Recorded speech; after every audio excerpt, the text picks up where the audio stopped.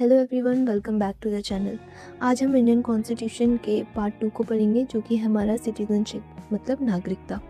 ठीक है, तो इसमें आर्टिकल 5 से लेके 11 तक आते हैं। तो हम इसको पढ़ेंगे एग्जाम्पल्स के साथ, बहुत ही ईजी लैंग्वेज में। ओके, इसमें हम जो टॉपिक्स कवर करेंगे वो है कि सबसे पहले सिटीजनशिप क्या होती है, इंडियन सिटीजनशिप पाने के 5 तरीके कौन से हैं, इन सिटीजनशिप खोने के 3 तरीके कौन से हैं, पार्लियामेंट और मिनिस्ट्री ऑफ होम अफेयर्स का रोल क्या है, और आर्टिकल 5 से 11 एग्जैक्टली क्या होते हैं, क्या कहते हैं। तो बिना टाइम वेस्ट किए शुरू करते हैं। सबसे पहले आता है हमारा सिटीजनशिप। सिटीजनशिप मतलब नागरिकता, ये होती क्या है। तो सिटीजनशिप का मतलब है किसी देश का लीगली एक्सेप्टेड मेंबर होना, या सिंपल वर्ड में मैं कहूँ तो किसी देश का कानूनी नागरिक होना। जब आप किसी कंट्री के सिटीजन होते हैं तो उस देश का कॉन्स्टिट्यूशन, ठीक है, आपको राइट्स देता है और आपको ड्यूटीज़ देता है। जैसे इंडिया का सिटीजन होने पे फॉर एग्जांपल आप 18 साल के बाद वोट दे सकते हैं, कॉन्स्टिट्यूशनल पोस्ट के लिए एलिजिबल होते हैं, है ना, और कॉन्स्टिट्यूशन के दिए गए अधिकारों का आप लाभ ले सकते हैं। एक बात याद रखिए लेकिन इसमें कि हर सिटीज़न एक रेजिडेंट हो सकता है, लेकिन हर रेजिडेंट सिटीज़न नहीं हो सकता। एग्जांपल के लिए देखिए, अगर कोई फॉरेन टूरिस्ट इंडिया में कुछ महीने रहता है तो वो रेजिडेंट हो सकता है, लेकिन उसको इंडियन सिटीज़न नहीं कहेंगे जब तक वो अपना रजिस्ट्रेशन नहीं करवा देता और उसको इंडिया सिटीजनशिप नहीं दे देती। ओके, अब सिटीजनशिप से रिलेटेड लॉज कौन बनाता है, इसका आंसर है पार्लियामेंट। आर्टिकल 11 पार्लियामेंट को है पावर देता है कि वो सिटीजनशिप के रिलेटेड लॉज बनाए। इसी पावर का यूज़ करके पार्लियामेंट ने सिटीजनशिप एक्ट 1955 मतलब नागरिकता अधिनियम 1955 बनाया। ओके, और सिटीजनशिप से रिलेटेड एप्लीकेशंस, रूल्स और इम्प्लीमेंटेशन का काम होम मिनिस्ट्री का होता है, गृह मंत्रालय का होता है। सो रूल्स बनाने का काम पार्लियामेंट का है और उनको इम्प्लीमेंट करने का होम मिनिस्ट्री का। अब इंडियन सिटीजनशिप पाने के 5 तरीके हैं। ठीक है, किस तरीके से आपको इंडिया की सिटीजनशिप मिल सकती है। सबसे पहला आता है बाय बर्थ मतलब जन्म से।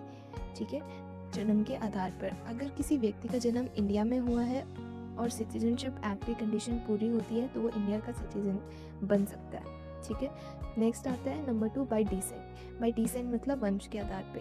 अगर आपके पेरेंट्स, कोई भी पेरेंट, इधर पेरेंट या तो मदर या तो फादर आपके इंडिया से बिलोंग करते हैं और उनका जन्म जो है, उनका जो बर्थ है वो इंडिया में हुआ है, तो भी आपको इंडिया की सिटीजनशिप मिल सकती है। ठीक है, फिर थर्ड आता है बाय रजिस्ट्रेशन मतलब पंजीकरण द्वारा।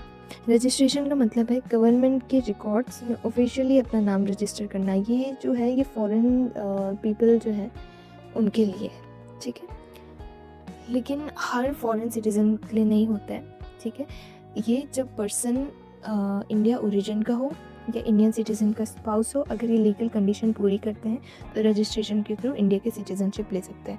इसका एग्जांपल अगर मैं आपको दूं तो मान लीजिए कोई फॉरेन विमेन है जिनकी शादी एक इंडियन सिटीजन से होती है। ठीक है, तो अगर वो लीगली सारी कंडीशन कंप्लीट करती हैं, कोई भी गलत काम, गैर कानूनी काम नहीं करती हैं, ठीक है, तो उनको रजिस्ट्रेशन के थ्रू इंडियन सिटीजनशिप के अप्लाई कर सकती है और फिर जाके वो इंडिया की सिटीजन बन सकती हैं।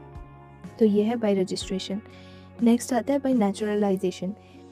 ये थोड़ा इंपॉर्टेंट मेथड है। नेचुरलाइजेशन का मतलब देखिए, इसका मतलब है एक फॉरेन सिटीजन जिसका इंडिया से पहले कोई सिटीजनशिप का कनेक्शन नहीं है, ना ही उनके पेरेंट्स हैं, ना ही उनका बर्थ हुआ है, ना ही उनके स्पाउस इंडिया से रिलेट करते हैं। तो अगर वो कई सालों तक इंडिया में लीगली रहते हैं, इंडिया के लॉज का पालन करते हैं और सिटीजनशिप एक्ट की कंडीशन पूरी करते हैं, तो गवर्नमेंट उन्हें इंडियन सिटीजनशिप दे सकती है। ठीक है, फिर आता है बाय इनकॉर्पोरेशन ऑफ टेरिटरी। मतलब अगर भारत जो है, ठीक है, कोई नया एरिया एक्वायर करता है या कोई नया एरिया इंडिया का हिस्सा बनता है, तो उस एरिया के एलिजिबल लोग इंडिया के सिटीज़न बन जाएंगे। इसका एग्जांपल है आपका, जब गोवा 1961 में इंडिया का हिस्सा बना था तो वहाँ के जितने भी लोग थे वो इंडिया के सिटीज़न बनने के लिए एलिजिबल हो गए थे। ठीक है, अब वेज देखिए, सिटीज़नशिप खोने के 3 तरीके हैं, आप सिटीज़नशिप खो सकते हैं। सबसे पहले इसमें है रिनंसिएशन मतलब त्याग देना। अगर कोई अपनी मर्जी से इंडिया की सिटीजनशिप छोड़ दे तो उसको हम कहते हैं रिनंसिएशन। सेकंड है आपका टर्मिनेशन मतलब समाप्ति। अगर कोई दूसरी कंट्री की सिटीजनशिप लेता है तो उसको ऑटोमेटिकली उसका जो है इंडिया की सिटीजनशिप ख़त्म हो जाती है। ठीक है, क्योंकि इंडिया जो है सिंगल सिटीजनशिप फॉलो करता है। ओके, नेक्स्ट है आपका डेप्रीविएशन, मतलब वंचित करना। अगर किसी ने फ्रॉड से सिटीजनशिप ली हो, ठीक है, ये लॉ के सीरियस वायलेशन किए हों, तो गवर्नमेंट उसकी सिटीजनशिप छीन लेती है। अब चलिए आर्टिकल 5 से लेके 11 पढ़ते हैं। आर्टिकल 5 आपका है citizenship at the commencement of the constitution. तो ये आर्टिकल बताता है कि 26 जनवरी 1950 को जब हमारा कॉन्स्टिट्यूशन लागू हुआ था, तो उस दिन कौन इंडियन सिटीजन माना गया। तो उसके लिए पर्सन का डोमिसाइल मतलब अधिवास इंडिया में होना ज़रूरी था, ठीक है। और इनमें से कोई एक कंडीशन पूरी होनी थी। कौन कौन सी कंडीशन पूरी होनी थी? या तो वो जो पर्सन है वो इंडिया में बॉर्न हो, ठीक है, उनका जन्म इंडिया का हो, या पेरेंट्स में से कोई एक इंडिया में बॉर्न हो, इधर मदर या फादर, या फिर कॉन्स्टिट्यूशन लागू होने से कम 5 साल से वो इंडिया में डिसाइड कर रहे हो, मतलब रह रहे हो। नेक्स्ट आता है हमारा आर्टिकल नंबर 6, जो कि है आपका migrants from Pakistan to India. इसमें कहते हैं, देखिए ये आर्टिकल ना पार्टीशन के बाद पाकिस्तान से इंडिया आने वाले माइग्रेंट्स के बारे में है। मतलब जब पार्टीशन हो गया था, जो पाकिस्तान से इंडिया आए, ठीक है, पार्टीशन के बाद उनके लिए इस आर्टिकल में 2 सिचुएशन थी। पहला रूल जो था, ठीक है, पहली सिचुएशन ये थी कि अगर 19 जुलाई 1948 अगर कोई 19 जुलाई 1948 से पहले पाकिस्तान से इंडिया आ गया, ठीक है, और उसका या उसके पेरेंट्स या ग्रैंड पेरेंट्स का जन्म अनडिवाइडेड इंडिया में हुआ था, तो वो इंडियन सिटीजन बन सकता है। दूसरा, अगर वो 19 जुलाई 1948 के बाद इंडिया में आता है, ठीक है, तो उसको अपना रजिस्ट्रेशन करवाना था, लेकिन रजिस्ट्रेशन से पहले 6 महीने तक उसको इंडिया में रुकना ज़रूरी था और सारे रूल्स लॉ फॉलो करके सही से रहना, तभी इंडिया उसको इंडियन सिटीजनशिप देगी, ठीक है। आर्टिकल 7 जो है ये है आपका माइग्रेंट्स टू पाकिस्तान के लिए, मतलब कोई इंडिया से पाकिस्तान गया और अब पाकिस्तान से वापस इंडिया आना चाहे तो उसके लिए ये, ठीक है। तो अगर कोई 1 मार्च 1947 के बाद इंडिया से पाकिस्तान माइग्रेट कर गया, तो उसे जनरली इंडिया सिटीजन नहीं माना गया, ठीक है। लेकिन अगर वो बाद में permit for residential of permanent return लेकर इंडिया वापस आया, तो आर्टिकल 6 की कंडीशन फॉलो करके उसको दोबारा सिटीजनशिप वो, मतलब सिंपल सा इसमें ये है कि आप इंडिया से पाकिस्तान गए, ठीक है, अब आपको यहाँ का सिटीज़न नहीं माना जाएगा, लेकिन अगर आपको वापस आना है तो आप परमिट लेके वापस आए, और अगर आप वापस आए हैं तो अब आप आर्टिकल 6 को फॉलो कीजिए, उसकी जितनी भी कंडीशन है उनको फॉलो कीजिए, और तब जाके देखा जाएगा कि आपको इंडिया के सिटीज़न बनाना है या नहीं बनाना है। आर्टिकल 8 जो है आपका इंडियंस लिविंग अब्रॉड के लिए, मतलब NRI के लिए, जो नॉन रेजिडेंट्स ऑफ इंडिया, अगर उनको इंडिया का सिटीज़न बनना है, ठीक है, जैसे वो फॉरेन कंट्री में रहते हैं लेकिन उनके या उनके पेरेंट्स या ग्रैंड पेरेंट्स का जन्म अनडिवाइडेड इंडिया में हुआ था, तो ऐसे लोग, ठीक है, रजिस्ट्रेशन करा के इंडिया की सिटीजनशिप ले सकते हैं। ओके, फिर आर्टिकल 9 जो है वो फॉरेन सिटीजन के लिए है। अगर कोई अपनी मर्जी से दूसरे देश की सिटीजनशिप ले रहा है, तो वो इंडिया का सिटीजन नहीं रह सकता।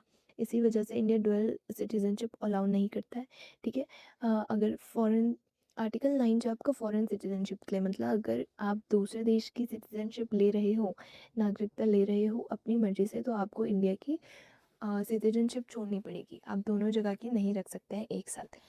ये यहाँ पे हमारा आ गया सिंगल सिटीजनशिप, जो कि हमने ब्रिटेन से लिया है, एकल नागरिकता, और हम एक देश के एक बार में नागरिक हो सकते हैं, ठीक है। फिर आता है आपका आर्टिकल 10, ये कंटिन्यूएंस ऑफ सिटीजनशिप है, मीन्स जो लोग आर्टिकल 5 से लेकर आर्टिकल 9 जितने भी हमने पढ़े उनके अंडर सिटीजन बने हैं, वो इंडिया के सिटीजन बने रहेंगे जब तक पार्लियामेंट किसी लॉ के थ्रू उनकी सिटीजन में बदलाव नहीं करे, ठीक है, तब तक वो सिटीजन बने रहेंगे, उनको सिटीजनशिप मिली रहेगी। आर्टिकल 11 है पावर ऑफ पार्लियामेंट, जो हमने पहले पढ़ा था। तो इसमें बताया गया है कि पार्लियामेंट को पावर दी जाती है कि वो सिटीजनशिप से रिलेटेड लॉ बनाए या फिर सिटीजनशिप से रिलेटेड लॉ को बदले या उनको रिमूव कर सके, ठीक है। और इसी आर्टिकल की वजह से सिटीजनशिप एक्ट 1955 बना था। ओके, तो आज हमने सिटीजनशिप के आर्टिकल 5 से 11 कंप्लीट कर दिए। अगर आपको वीडियो हेल्पफुल लगी हो तो लाइक शेयर एंड सब्सक्राइब ज़रूर कीजिए। अगर आपको किसी आर्टिकल या टॉपिक में डाउट हो तो कमेंट सेक्शन में ज़रूर बताएं। मिलते हैं नेक्स्ट वीडियो में। Thank you, take care.